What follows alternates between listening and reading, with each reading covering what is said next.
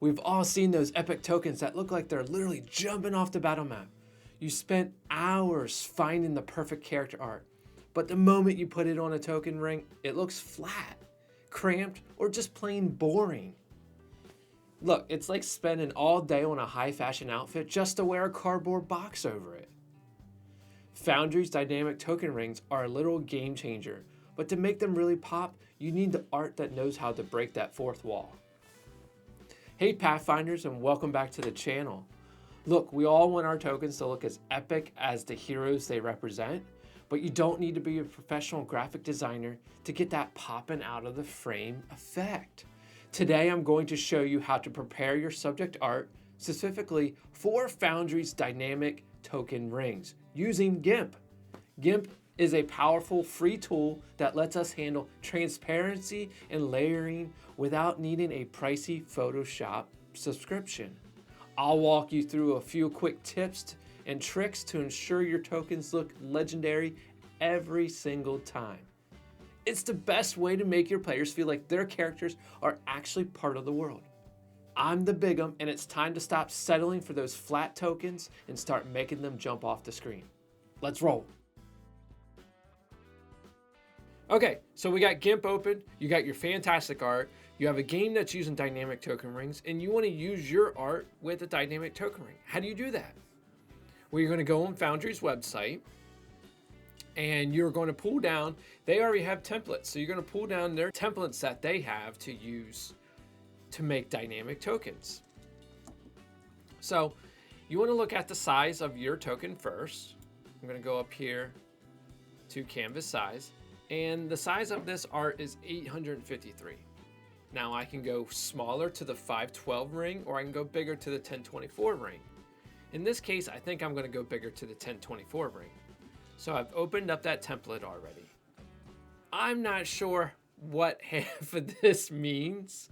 I just know how I've been able to take this file and use it very easily to create subject art for dynamic token rings. So the first thing I do is I bring over the very bottom one that's in green, the empty pattern highlighter, and I grab it and I drag it and I drop it. And I want that to be on the bottom layer. Okay, now you can see that since I have the 1024 template, I need to resize my canvas to 1024. You can see how there's an outline here. So I'm going to come up here to image, canvas size. I'm going to link them together because I want it to be a square. 1024, and then hit center to put the image back in and resize it. Great. So this is what your token would look like if you use this exact art with the dynamic token ring. It would just be this on top of the ring. Okay, so depending what style of pop out you want to do, or how sophisticated or in depth do you want to take your ring, depends on which mask to drag over.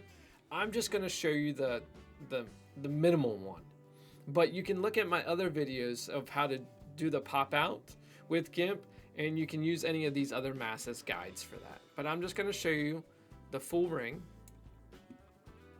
right? If we want our token to be that, right?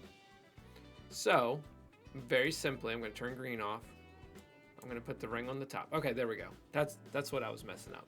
You want the black on the top.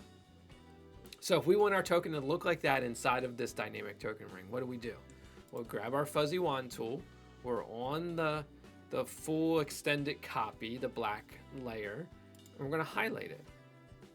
Then we're going to click our art. What we want to do is we want to mask everything that's in the black. So what we clicked is the fuzzy wand tool's highlighting everything that's not black right now. So you want to go up here to hit select and invert our selection. Then come back down to our art layer, right click, add layer mask based on selection, and hit add. Now you can see it's right there. If I would turn this off, there we go. Control Shift A to unselect everything. And now I'm good. Now, just because I love pop-out tokens, I see right here, it's so close. We're so close with this mace. I'm going to click back on the mask layer.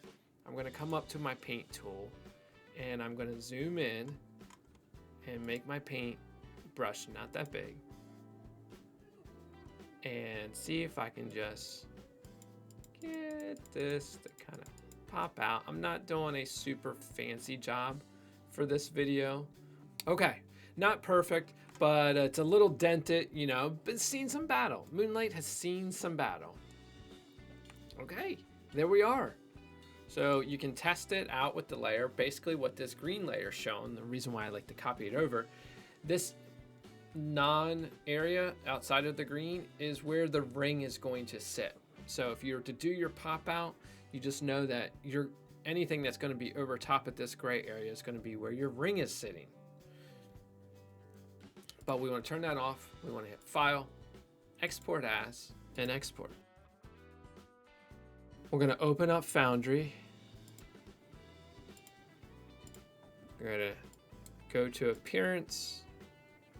We're going to choose the one we just saved. Update token. And there we are. Pop out and all. And I've already had some effects on this to show you why are some reasons why you would use the dynamic token ring. Well, you can change the color of the ring. You can add some special effects. And there's even some mods that will take this to a step further. And that's it. That's all it is. Pretty simple, huh? And that's how you use GIMP to create professional looking subject art for your dynamic token rings.